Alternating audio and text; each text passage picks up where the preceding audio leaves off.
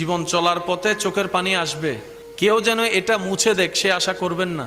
কারণ চোখের পানি মুছে দেওয়ার ভিতরেও কেমন জানি কিঞ্চিত একটু অনেক মানুষের স্বার্থ, যেখানে স্বার্থ থাকে সেখানে কখনো মোহাব্বত থাকতে পারে। তো কখনো যদি চোখের পানি চলেও আসে দুনিয়ার কোনো কারণে, বুদ্ধিমানের মতো একটা কাজ করবেন, যাই নামাজটা বিছিয়ে সিজদায় পড়ে যাবেন। দুনিয়ার মানুষ আপনাকে কষ্ট দিয়েছে দুনিয়া থেকে দূরে রাখার জন্য, কিন্তু আপনি যদি সৌভাগ্যবান হন ওই কষ্টটাকে কষ্ট হিসেবে নিয়ে, অন্তরের সে ব্যথাটাকে চোখের পানি হিসেবে নিয়ে রবের দরবারে সিজদায় পড়ে যাবেন। সে আপনাকে দুনিয়া থেকে আলাদা করতে চাইছে, দুনিয়ার চোখে ফেল করাতে চাইছে, কিন্তু আপনার এই বুদ্ধিমানের ধৈর্যশীলের কাজ, আপনার সিজদায় পড়ে যাওয়া আপনাকে রবের রহমতের এমন কাছে নিয়ে যাবে। সে আপনাকে ছোট্ট দুনিয়া থেকে মারুম করতে চেয়েছে, ওদিকে আপনার রব আপনার চোখের পানি দেখে খুশি হয়ে আপনাকে জান্নাতও দিয়ে দিতে পারে।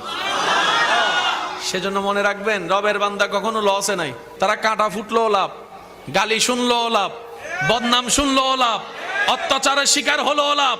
কারণ বুদ্ধিমানরা বলে দুনিয়া তো চোখের পলকে একদিন, ইজা জুলজিলাতিল আরদু জিলজালাহা ওয়া আখরাজাতিল আরদু আসকালাহা, একদিন তো এমনি শেষ হবে, অমনেও শেষ হবে, জান্নাত তো শেষ হবে না, জান্নাত তো শেষ হবে না। আল্লাহ দুনিয়া দরকার নাই, জান্নাতে আমাকে ঘর দিও, তারাই সফল হয়ে যায়। সুবহান।